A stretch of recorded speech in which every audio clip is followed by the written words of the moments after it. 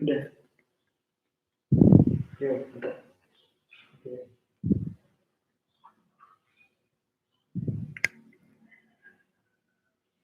Halo Rio, mana koneksinya? Ya, ya, ya. Udah, tak. Sini. Udah. Sebentar. Tuh, udah tak kirim di grup yang baru. Ini tak. Terus.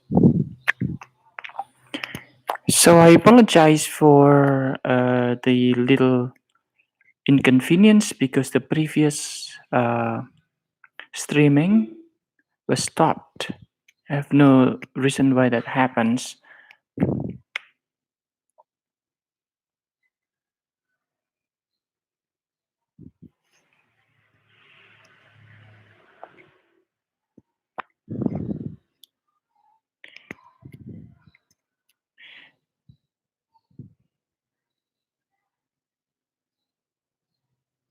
So I hope things go well with you.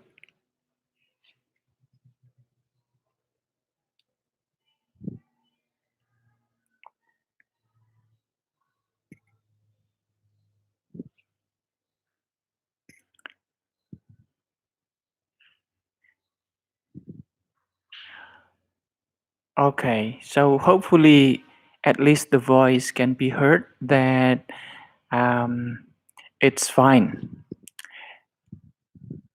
Well, so Aurelia Kusuma is there. So I hope that you hear my voice. I'm still waiting for the other. Now 12 students are joining. 15 now. The increasing number of students, that's a good sign. Now, if you are not able to join the live streaming, then I will directly post this video on YouTube so that you still can have the opportunity to review even after the class is over. So, in case some of you cannot join the class, there is nothing to worry because you still have the opportunity to review the class. So in 2 minutes, I will start the conversation, and I hope that you will be able to learn in the next 30 minutes. So let's start a little bit about our class here. So basically, our class is about education and the introduction in education. And before we go down to the contents, let's make ourselves clear that the most important thing that you need to do is to keep yourself healthy.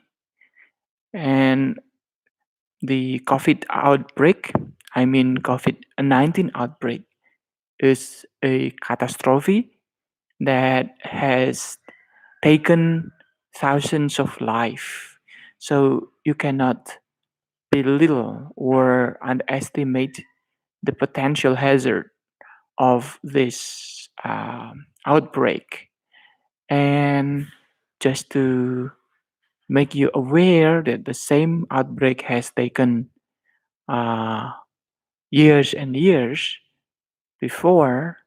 And a case in point, for example, uh, what happens in 1337 to 1554, so about 700 years ago, similar outbreak has taken about 30 to 40% of European lives. So this is the background. So make sure that you always keep yourself healthy and make sure that you are still maintaining your mental health, because in this moment, um, mental health is one of the most significant difference. So I hope it is clear the expectation from me, and also the expectation from the university, that you keep healthy all the time. So let's discuss a little bit about our class. The first that I need to discuss is about the concepts of education. And we have discussed the concept of education from philosophy, and I believe you still remember and you understood very well the concept of philosophy from Romo Triarkoro, right?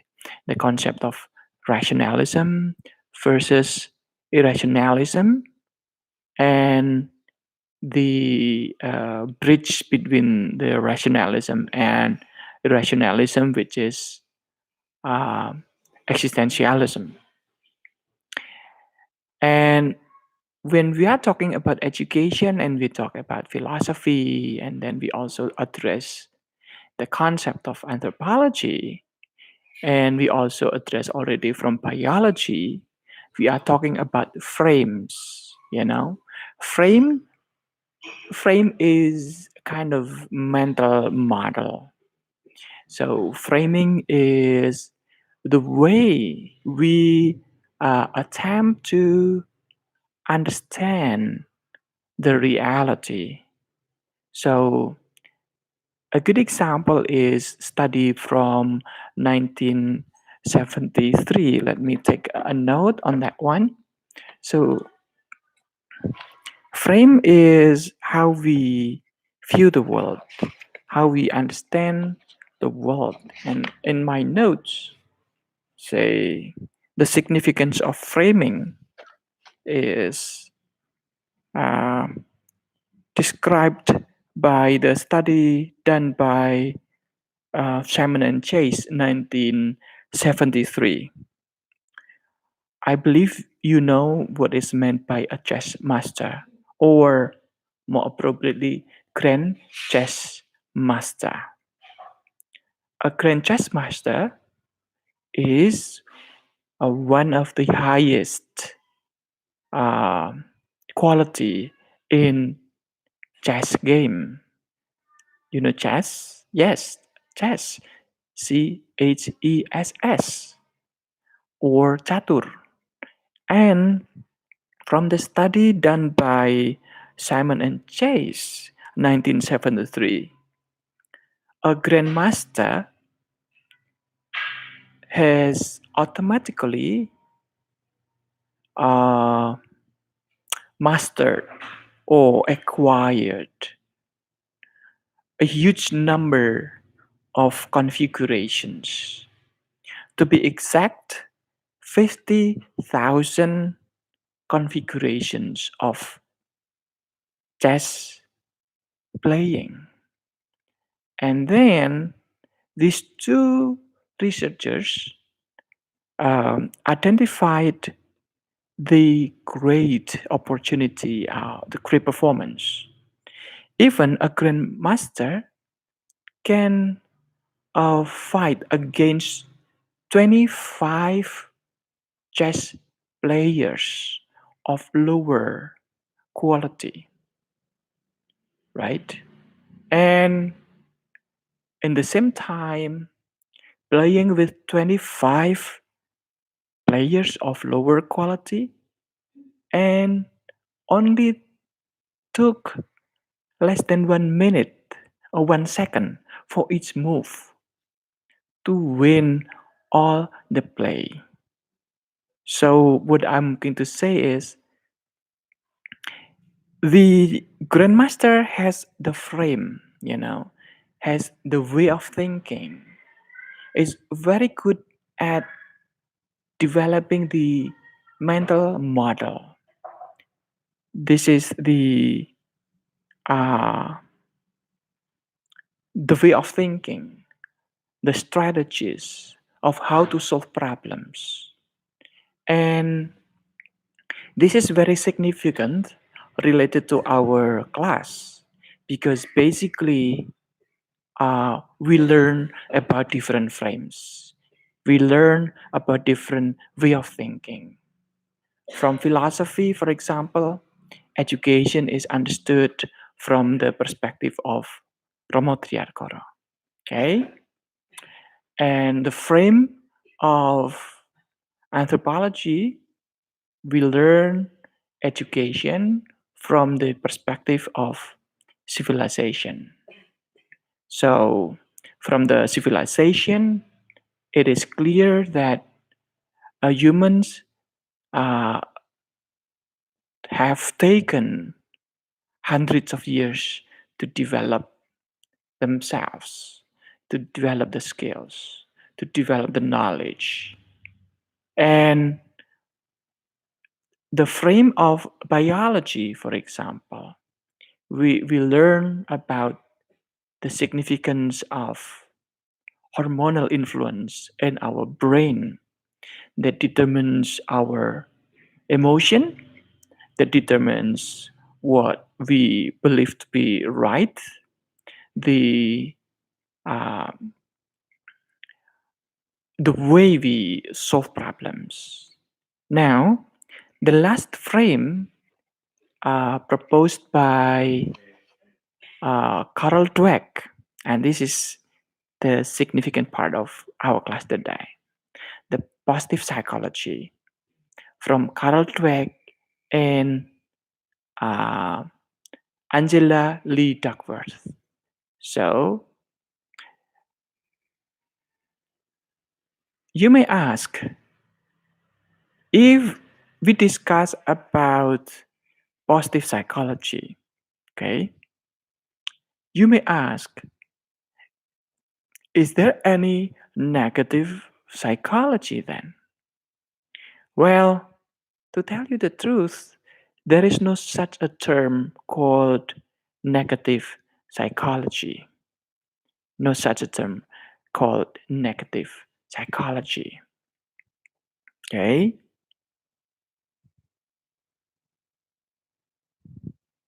So, what is there is, uh, let me repeat once again, there is no such a term called negative psychology. So, back to 1920s when Thorndike and his colleagues started to talk about um, psychology, they focus on the mental health. They focus on the bad instances of poor health, mental health. They studied the negative realities of human beings. They studied the negativity. They studied the human beings as poor problem solvers.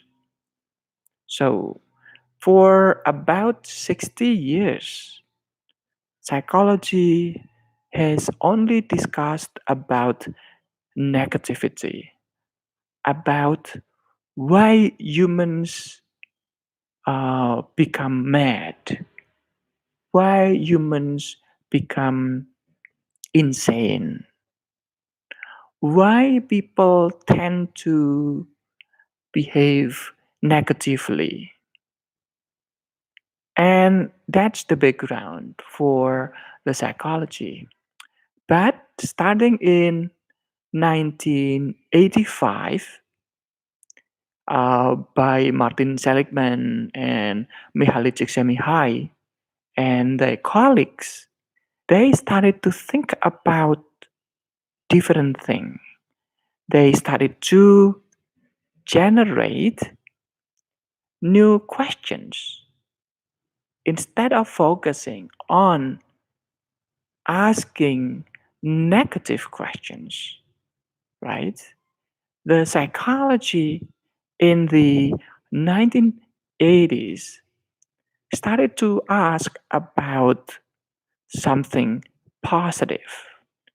They ask the questions: what happens when people are happy? What is the quality of humans being happy? What are the potentials of humans when they are happy? So, starting in the 1980s, when uh, positive psychologists started to grow, they start to engage in focusing on positive things on humanity. So finally, you can see different results of the study. For example, uh, the book by Mihaly Csikszentmihalyi in 1994 or 1995, the book entitled Flow. So he investigates more than 8,000 people by asking simple questions. What happens when humans are happy? And eventually, Mihaly Csikszentmihalyi, a Hungarian researcher who spent his professional life in USA after World War One, after World War Two, he promotes the idea of being happy as the most significant part that make people come to develop all the potentials. And it is through the concept of flow that eventually, when you are happy, when you become good at doing things, and you never think about the bad things, but you just enjoy the process. You just engage with the process. That means uh, the potential of you as human beings are there. So this is very significant. And again, I need to make it very clear uh, that Carol Dweck and Angela Lee Duckworth have come from this positive psychology tradition frame that you need to have in your understanding. When you watch the two videos, keep in mind that these two researchers, these two writers, utilize the frame on the mental model from positive psychology. So, to summarize, then, positive psychology attempts to raise the positive potentials of human beings from no. But more importantly, then, what is significant in positive psychology is to raise the potential of the conclusion from the concept of positive psychology. Now, I want you to compare and contrast from the assignment that you are going to accomplish today is you are going to post your response, and I hope this won't uh, bother you a lot because you are expected just to uh, respond to 3 posts from your colleagues. So I hope this comes to your mind. Okay, so I hope it's clear for you to follow, and I hope that you really understand the expectation from the class. Okay, so once again, uh, like what I told you earlier from the beginning of this live streaming, the most significant part in your life is your being healthy. That's the first priority. And I will we will tap into this positivity by making you enjoy the process, by making you able to take the risk of doing things, of responding to the prompts that I provided. And more importantly is I think you enjoy the process itself. Okay. So let's briefly address the first video from Carol Dweck. The question that I proposed in the Carol Dweck is, and Angela Lee Duckworth is, what are the differences from the two speakers? Well, to tell you the truth, it is easier for you to find out the similarities, right? That's true. The similarities are there. First, both of them talk about the same thing, about the positive psychology, about the positive potential, is about the uh, the the optimism, right? The the optimism that has come from the concept of positive psychology. Uh, the basic attitude of positive psychology is the optimism that humans have the potentials to be happy. And it is through the happiness, then from the forum that I post is what is the difference or what are differences. Now, this is your tasks. I want you to focus on that one. I want you to focus on uh, focusing on the comparison, the compare and contrast thing, so that you become very comfortable with engaging in the process itself. And I think it is also good for you to make sure that you will also uh, develop this work with other colleagues. I encourage you to discuss with your friends. And this is the significant part of learning. Rather than relying on yourself, I will encourage you to work with your colleagues as well. So this is very significant, a significant way to learn.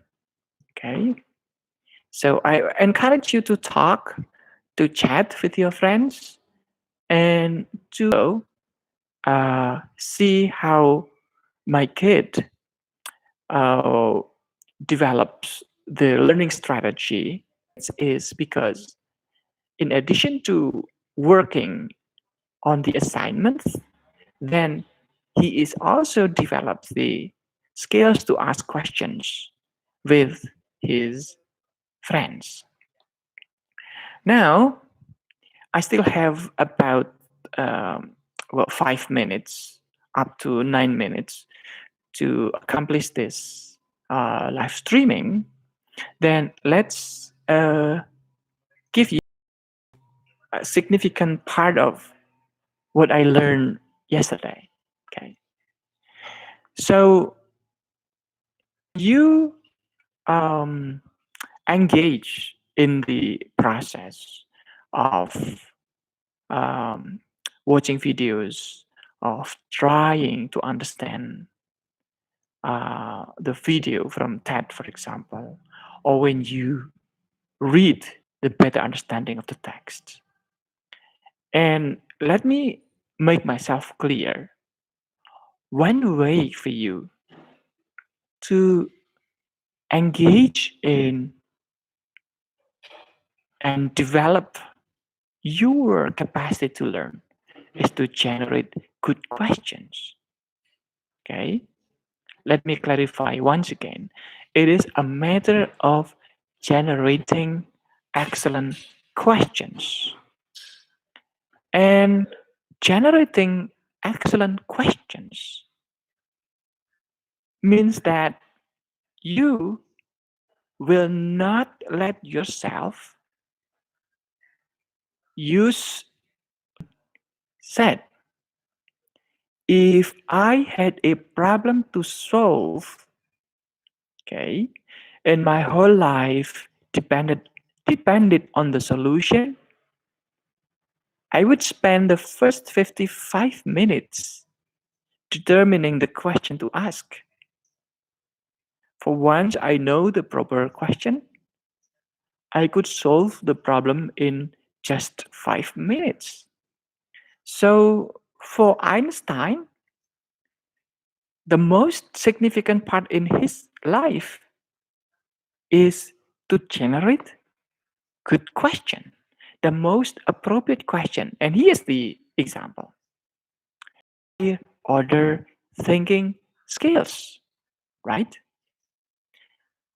And you can compare 5 plus 5 is blah, blah, blah, blah.